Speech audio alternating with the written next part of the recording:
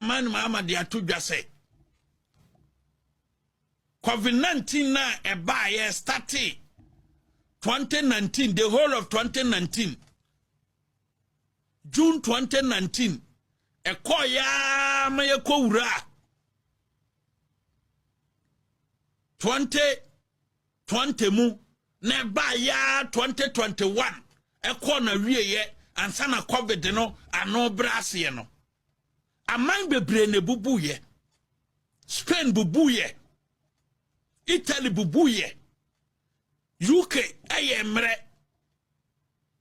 for the first time over 100 years na UK aban emfa omunsa enwura womu reserve mu a edaba bi 16 billion pounds 100 years yo UK aban 100 years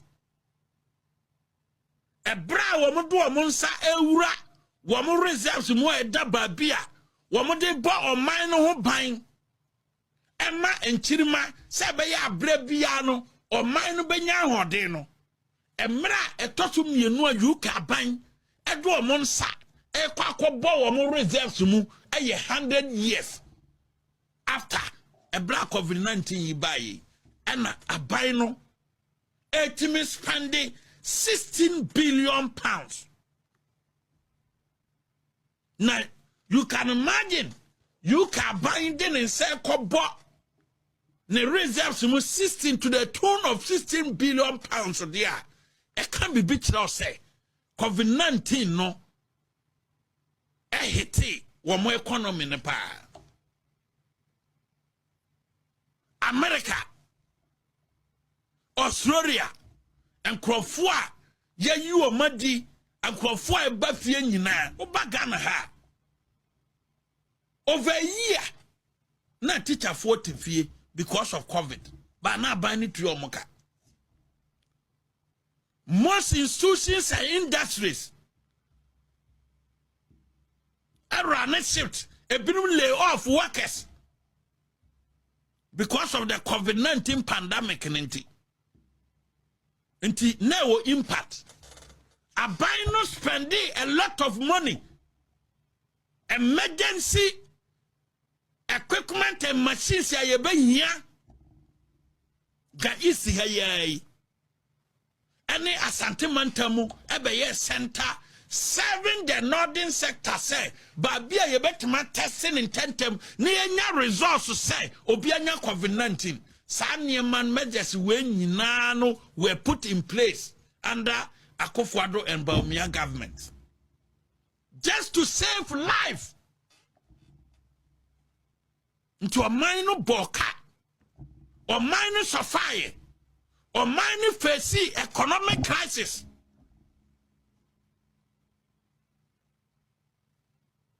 Nanado Tififre on the economic management team no at Tififre. Ye yano, yes, a young hospitals in Sanome Bomb, and Nura ye craba or minomo. COVID-19 no ani krani talk feeding and other issues. Enti ewiase nyina the World Health Organization ultimate nase eka say womontwehwe mu across the globe omanya leader no atimagina ne nanso abo ne ho moden akọ. Even though COVID-19 no etisi omoso na mom ye pelida wagina ne nanso akon e the proper measures agu akwan mu na oman no nye developed country na mom developing country eye oman Ghana na nado danko Akufo-Addo ba ani Bawumia na edi animu no World Health Organization ka say ewiase nyina Ghana ena atimako COVID-19 no ade ne nkrofo nkwa because we said the yade ni si baaye na nurse say ka tiate say because we Italy, Belgium, Spain estatis muhu yan say enipa 900,000 no mawu Spain enipa 1.2 million no mawu. America close to 2 million no mawu. Enti kadie ne besi o man Ghana. Senka yenya pragmatic leader or leaders like Nanado and Baumia said the Nanado can say the idea of putting or constructing hospitals across the country, no. This is a binuma woman new hospital, no. Dr. Alhaji Mahmoud Baumia ideas. Into your work, pragmatic leaders at the time. Our mutimi jina pinti ma Ghana. Yetimi save life. Ama ne yetim kwam. Enti ye kana beba. Yes, ye di nipa nkwana mo ye po yempo. Sa hwe nipa ewu Spain. Close to 1 million. Ebetima kan obia. Yankase Ghana nipa ngu. Nipa ba kokura wu e Asem. Enti that 2,000 plus na ewu ye no. Asem. But when you compare that to other countries like Spain, nipa close to 900,000, Italy over 1.2 million, America, bebre. Not just a Ghana. Not just a World Health Organization for Ebebo Ghana Baso. Se niyama ye dia guo na kwan mu no, omukura na omate shock. That is MPP. That is MPP. That is how the new patriotic party no operate. What down to ye na so the idea maya ye betima ye. Nti World Health Organization for wo mo hwehwem amanya hodo bebrebe nyina no. Enipa mpe no kre ba Ghana e no mo se ya ade so far as the fight against COVID-19 no eye concern no Ghana ya ade. Because of political power. Oh, be person tasting. Or mana ye ball can save life when you know. President John Dramani Mahama said, no correct. Because our ball can save life and economic effect. O ball can save life and economic effect. Gensi biana uwo biano. Ebeka teli. Yes. Ye wie no ane ese. Sadie no. Ama Ghana. Ya hodin ane ye wo. Ye started 2018 iba. The way an economy ni si grow. Babi ane ye kona wiase nyina ebo ya baso. Epe na nado danko akofo ado ahwe. Na manya hodo oba omanum. Eba hwe se. Leaders na Ghana for do ba.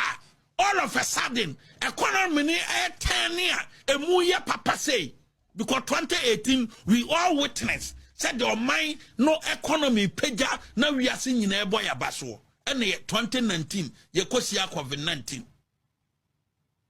And this against na ni ye wo bia no ye po yempo ebe dropo na dropo and this force that Ghana economic crisis has nothing to do. The economic crisis then had nothing to do with COVID-19. Hey, sir. And Sisiamino can say, ye po yempo. Sa loss no, ye nyam fili host no nyeden. Enye, yam fili host no nye. And so NDC, to me by force or mu penti, e katre Ghana for say, MPP boy, and ye COVID-19 na the problem biaba. Ye to abawie ye dia. Mubenya to media. Na the late Tamale Central MP Ibrahim Montala and COVID-19 there ama o mine problem pa. And President John Dramani Mahama in 2024, October 2024, eka say MPP aban na nado danko akofo ado aban e de hammer e broke COVID-19 apampam dodo. Na oma COVID-19 yere enwene ne ho. Oma COVID-19 yere enwene ne ho. Tidia na si se sia me no kasai no. Se sia me no kasai no. Makwa ko gina UN de na asamre. say COVID-19 no e reduce or mining gains. Producer for sa video na okasa 2024 no fatos na tiefo the double standard leader Ghana fo akofana ba kromai fatos na tiefo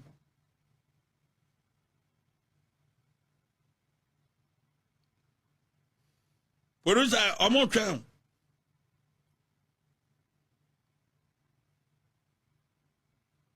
where you and Diana, dear President Mahama Kayano, was a COVID-19 pandemic erased 2 decades of poverty reduction in less than 2 years. Na pet video na ankasa oka 2024 no bra. Where no right Asem okokan enne e wo UN na ha bosa video no. This offered by this government for the economic mess keeps growing by the day. When it has been convenient, COVID-19 has been made the shipping boy and has been blamed for all our woes. Recently, the Russian-Ukraine war has also featured prominently.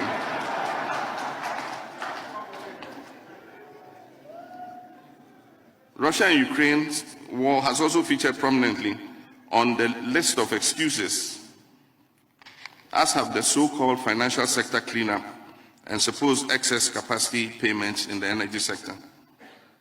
My brothers and sisters, none of these claims are acceptable. The list of excuses offered by this government for the economic mess keeps growing by the day. When it has been convenient, COVID-19 has been made the shipping boy and has been blamed for all our woes. Recently, the Russian-Ukraine war has also featured prominently.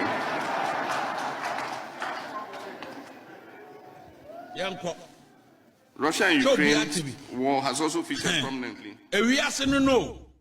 Yes, so two board danya, a besan bauso, and a dahono. Or since summer MPP can say COVID-19 no, ama or minor economic gains na reduce no, and you're not correct. And they sadly because of 2 million open 2024 and no na ye catch us say a drop batua. Be careful with the party I from NDC. Be careful with them. A drop batua. Be careful with them. And they on this one there or see any ni say COVID-19 the problem by MPP pension the no correct. 11 months in you October 2024 and no mass lecture way and no say no credit say COVID-19 and or minor economic issues to be and no correct Ghana for mongu and they was this Asem no can 2024 October DG votes no na no correct na mum or candidate da Ghana for DG votes such a leader e be den na musuo e ma o man Ghana da bia e be den na musuo enkita o man no kon because leader na otiso no o kwa campaign no only campaign message enti ni obeye ne sai mame na da Ghana for nitro enyi to me na me din tra ena Ghana for beto aba mame ena wadi ntro na wie ena to me na ba ena ntro no e buru ni nua enti President Mahama challenges are all facing ne bibi bia e beto no bia no e ntra odi ya odigi to me from now to 2028 bibi bia e beto NDC government a President Mahama na tisuo bia no challenges bi obe face bia no e ntra odi ye ho challenges na ye den ato no 20 asiesa na obia